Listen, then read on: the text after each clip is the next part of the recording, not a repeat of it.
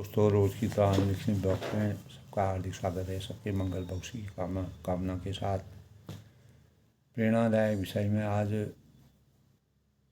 ज्ञान गंगोत्री गीता के स्वरूप में गीता जो हमारे ग्रंथ के रूप में गीता को हम साक्षात स्वरूप में अपने जीवन में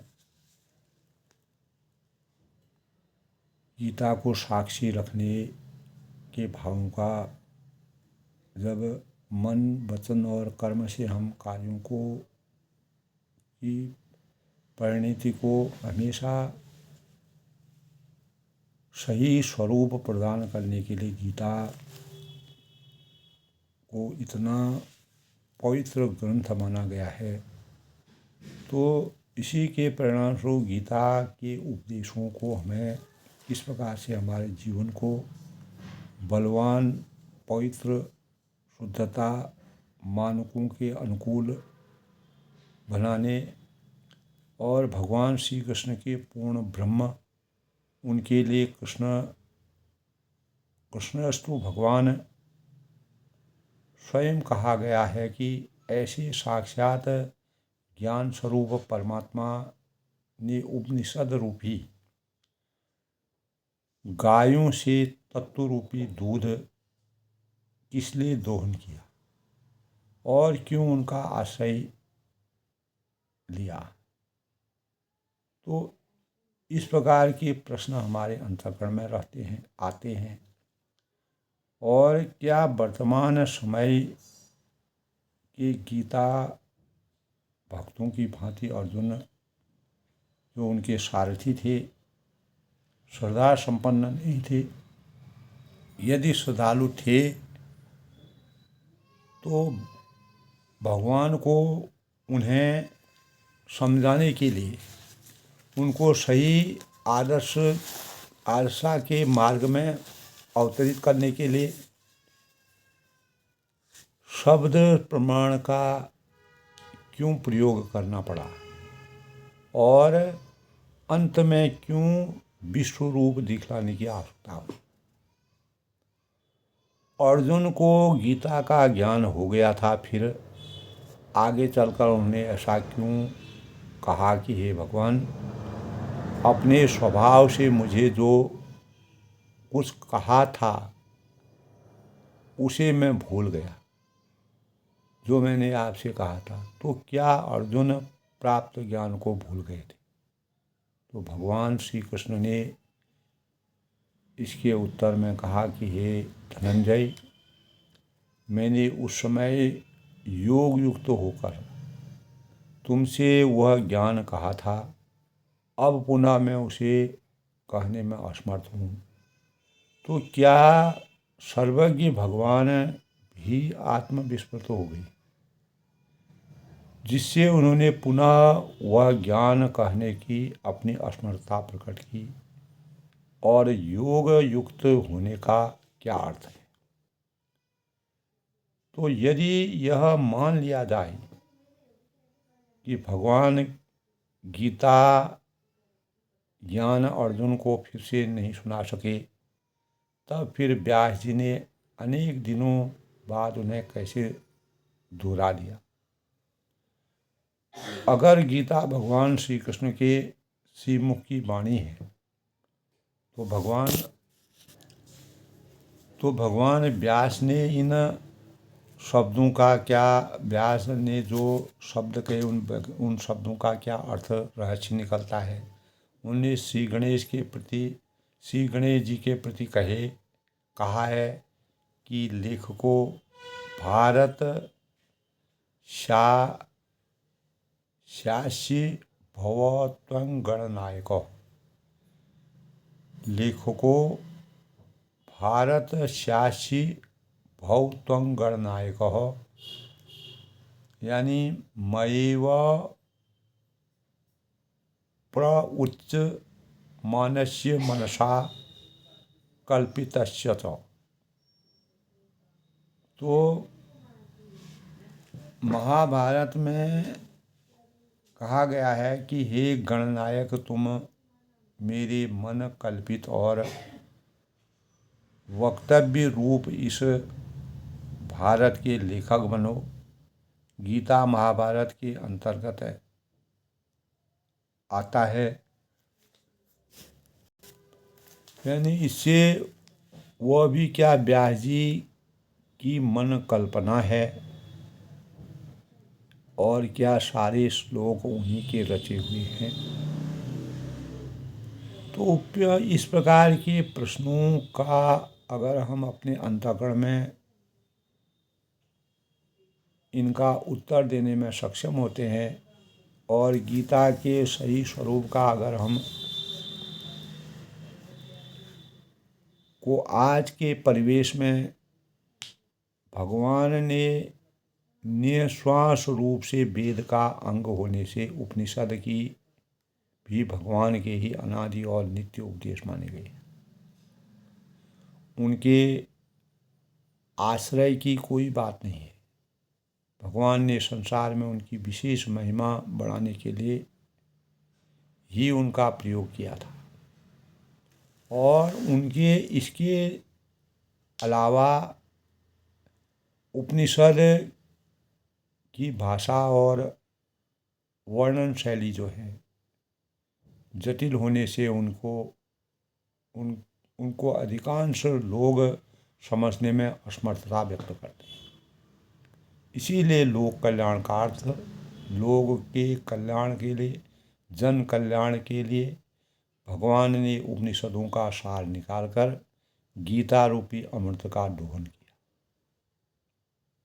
सार रूप में अगर हम समझते हैं तो वास्तव में उपनिषद और गीता एक ही वस्तु है, एक ही विचारधारा है, एक ही स्वरूप से उनका उदय हुआ है। तो आजकल के लोगों के साथ आधुनिक परिवेश में अर्जुन की तुलना नहीं की जा सकती है किसी भी व्यक्ति से।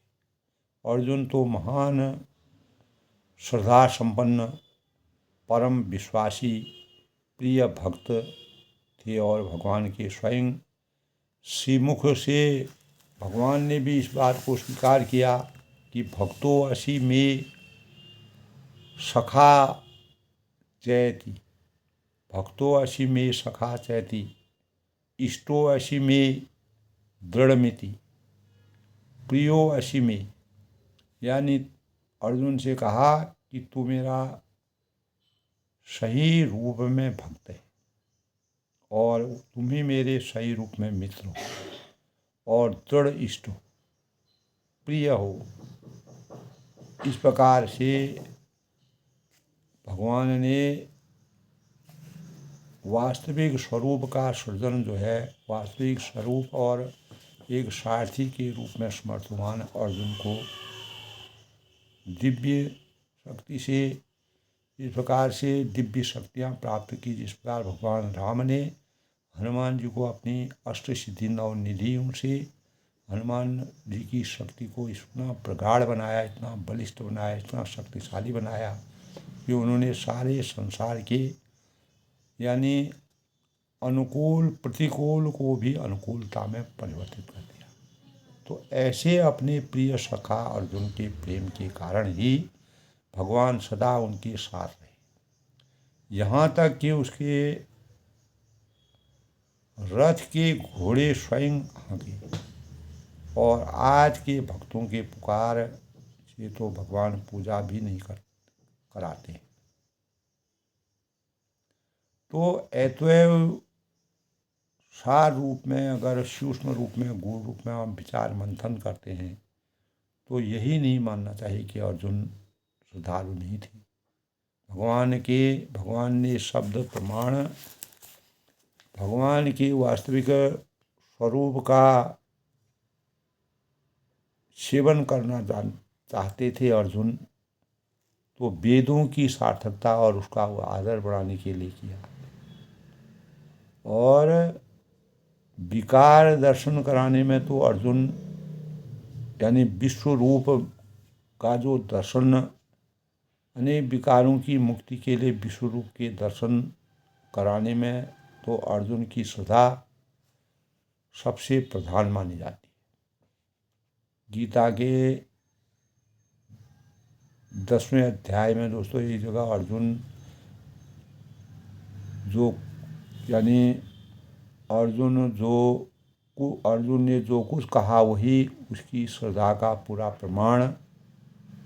अर्जुन कहते हैं परं ब्रह्मं परम धामं पवित्रं परम भवान पुरुषं शाश्वतं दिव्यम आदिदेव मंत्र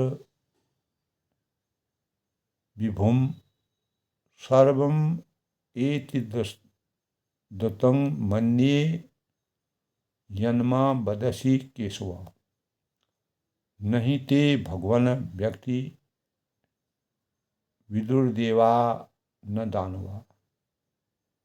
तो स्वयमेव वा आत्मानं दैत्यत्वं पुरुषोत्तम भूतवाहन भूतेश देवदेवम जगतपति। तो अर्जुन इस प्रकार कहते हैं कि परम ब्रह्मं परम धानं पवित्रं परम भव।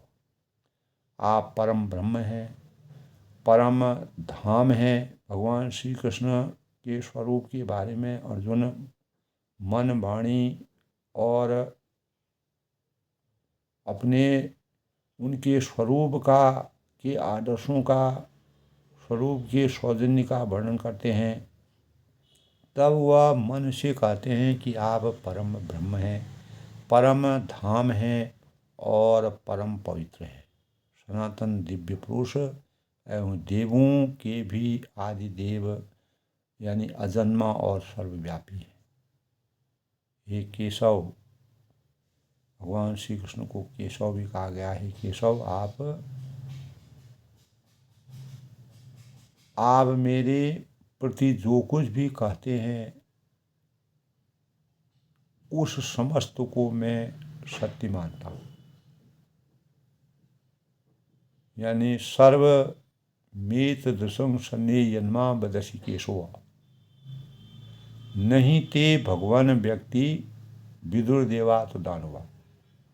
और हे भगवान, आपके जो अनेक प्रकार की जो लीलाएं हैं, लीलामयी स्वरूप को न दानव जानते हैं और न देवता ही जानते हैं। आपके जो वास्तविक स्वरूप को भगवान राम और कृष्ण जो त्रेता में राम का अवतरण हुआ और द्वापर में कृष्ण का अवतरण हुआ, उनके वास्तविक स्वरूप को न देवता जान पाए न दैत्य जान पाए, कोई भी नहीं जान पाया। तो इस प्रकार की लीला से उन्होंने अवतरण लेकर के असत को सत बनाया और बुराई को अच्छाई में परिवर्तित किया और धर्म को अधर्म को धर्म में परिवर्तित किया। तो तभी अर्जुन कहते हैं ही भगवान, आपकी लीलामय स्वरूप को न दानव जानते हैं न देवता जानते हैं। और यानी हे भूतों के उत्पन्न करने वाले और हे भूतों के यानी ईश्वर और हे देवों के देव और हे जगत के स्वामी, हे पुरुषोत्तम। यानी स्वयमेव मात्यमतम देव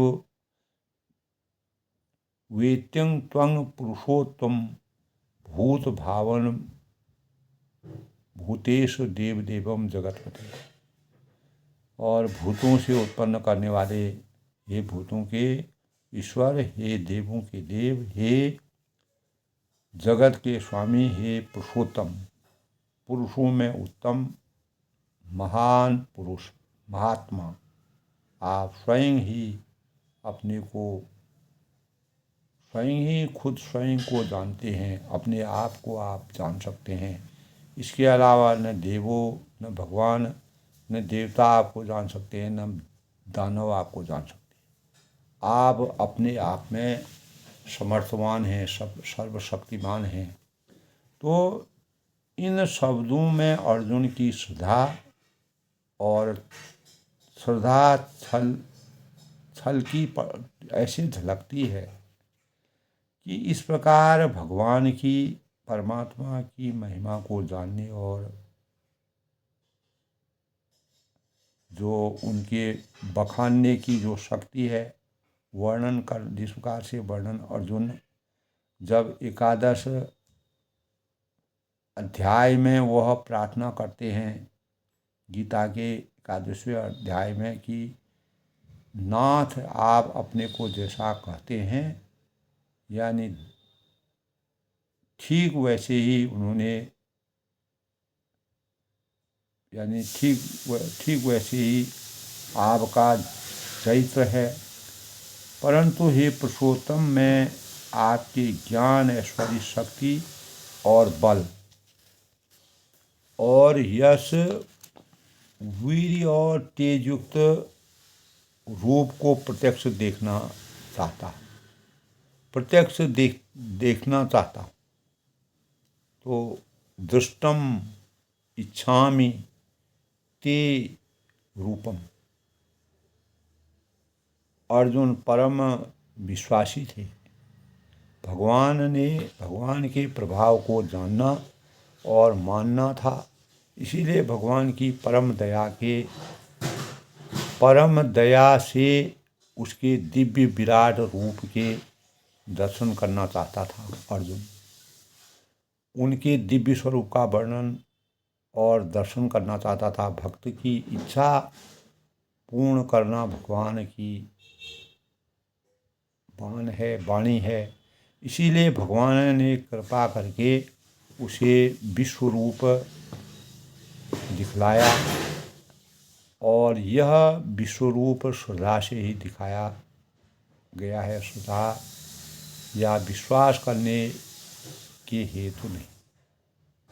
तो भगवान परमात्मा के स्वयं ही कहा है कि अनन्य भक्त के सिवा किसी दूसरे को यह रूप में दिखाई नहीं सकता हूँ। जो मेरा सच्चा भक्त होगा वही मेरे साकार स्वरूप को के दिव्य दर्शन कर सकता है। तो मेरा यह जो स्वरूप है, वेद अध्ययन, जो व्यास जी ने वेदों के अध्ययन यानी यज्ञ, दान, क्रिया और उग्र तपों से नहीं दिख सकता है। चाहे आप कितना यज्ञ करें, दान करें, उग्र तप करें और वेदों का अध्ययन करें, इससे यह सिद्ध होता है, यह प्रमाणिक होता है कि अर्जुन परम श्रद्धालु और भगवत परायण, परमात्मा के सानिध्य में रहने वाले, उनके अनुसार चलने वाले और महान भक्त थे। इस प्रकार रामचरितमानस में हनुमान के बराबर शक्तिशाली और भगवान के बराबर, हनुमान जी के बराबर विश्वास मर्यादा पुरुषोत्तम भगवान राम जी का और किसी पर नहीं हुआ। इसी प्रकार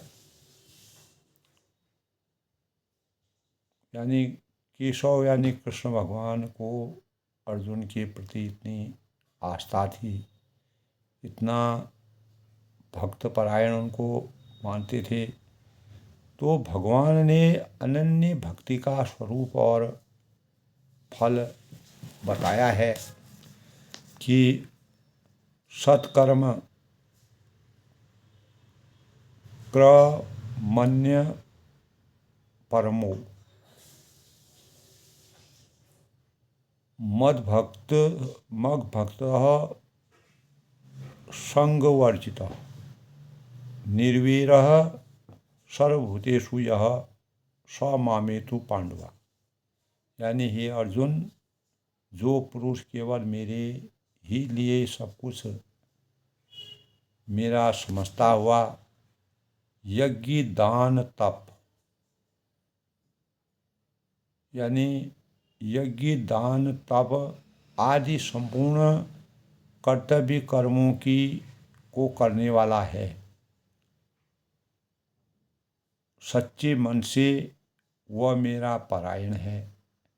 अर्थात मुझको परम आश्रय और परम गति मानकर मेरी प्राप्ति के लिए तत्पर रहता है, हमेशा यानी विराजमान रहता है, उपस्थित रहता है तथा मेरा वही भक्त है। अर्थात मेरे नाम, गुण, प्रभाव और रहस्य के सुनने के लिए, मनन करने के लिए, ध्यान करने के लिए, पठन पाठन करने के लिए प्रेम सहित निष्काम भाव से, निस्वार्थ निष्काम भाव से निरंतर अभ्यास करने वाला होता है, उसका अनुकरण करता है और आसक्ति रहित है, किसी प्रकार की इच्छा शक्ति नहीं है। अर्थात स्त्री हो, पुरुष हो, वह स्त्री हो, पुत्र हो और धनादि हो, तो संपूर्ण जो सृष्टि है, सृष्टि में सांसारिक पदार्थों में स्नेह रहित और संपूर्ण भूत प्राणियों में यानी बैर भाव से रहित हो, किसी प्रकार के बैर उसके अंतःकरण में न हो, ऐसा वह अनन्य भक्ति वाला पुरुष मुझको ही प्राप्त होता है। तो अर्जुन ने निष्काम कर्मयोग सहित शरण गति रूप भक्ति की और अपने लिए प्रधान उपदेश समझकर उसी को विशेष स्मरण अपने जीवन में रखा। भगवान के कथनानुसार इसी को सर्वगुह्यतम माना गया और ज्ञान के उपदेश को शरण गति की अपेक्षा गौण समझकर उसकी इतनी परवाह नहीं की थी। इस प्रसंग में भी अर्जुन उस सर्वगुण तम शरणागति के लिए कुछ नहीं पूछते हैं, तो यह भक्ति रहित और तत्व ज्ञान तो उसे समझ ही है, याद ही है। तो इसीलिए भगवान ने भी उससे कहा कि मैंने उस समय तुम्हें यानी गुह्य सनातन ज्ञान सुनाया था। वो क्या था? श्रावितस्यत्वं मया गुह्यं ज्ञापितव्य सनातनम्। यानी इस गुह्य शब्द से भी यही सिद्ध होता है कि उलाहना देने के बाद भगवान ने अर्जुन को जो कुछ सुनाया उसमें भी गीता की भांति निष्काम कर्मयोग और शरणगति के संबंध में कुछ नहीं कहा, केवल यही ज्ञान मार्ग सुनाया जिसको कि अर्जुन भूल गया था। तो भगवान के अपने को असमर्थ बताने का यह अर्थ नहीं है कि आप उस ज्ञान को पुनः सुना नहीं सकते या वे उसको भूल गए थे। सभी तो सच्चिदानंद घन भगवान के लिए ऐसी कल्पना करना सर्वथा अनुचित है। भगवान के कहने का अभिप्राय ज्ञानियों ज्ञान योग का सम्मान बढ़ाना है, मान बढ़ाना है। गुरु अपने शिष्य से कहता है कि तुमको मैंने बड़ा ऊंचा उपदेश दिया और उसे तूने याद नहीं रखा। तो आत्मज्ञान का उपदेश कोई बाजारू बात नहीं है, बिकने वाली चीज़ नहीं है जो जब चाहे तभी कह दी जाए। तो ऊंची बात इस तरह लापरवाही रखने वाले को नहीं कह सकता। तो अर्जुन ब्रह्म विद्या का अधिकारी नहीं थे। निष्काम कर्मयोग युक्त शरणागति अधिकारी, इसी से उन्हें सर्वगुह्यतम शरणागति का ही अंतिम उपदेश दिया गया था। तथापि भगवान का यह उलाहना देना तो सार्थक ही था कि तुम मेरी कही हुई बातों को क्यों भूल गए। तो भगवान का सब सुना सकते थे, यह बात तो यानी विवेचन से सिद्ध होता है कि भगवान व्यास महान योगी थे और उन्होंने योग बल के सारी बातें जानकर सुना दी, जिनकी योग शक्ति से यानी संजय दिव्य दृष्टि प्राप्त करने के लिए समर्थ हो गया। उनके लिए यह कौन बड़ी बात थी। तो व्यास जी के कहने का मतलब यह है कि उन्होंने कुछ तो संवाद ज्यों का त्यों रख दिया, कुछ संवादों को संग्रह करके उसे सजा दिया। तो भगवान ने अर्जुन को उपदेश दिया था कि उसके बहुत से श्लोक ज्यों के त्यों रख दिए गए। तो कुछ यानी भाग जो है पथ उसका मार्ग बना दिया गया और कुछ इतिहास की रचना की। तो दुर्योधन है, संजय है, अर्जुन है और धृतराष्ट्र आदि की दशा का वर्णन व्यास जी की रचना है।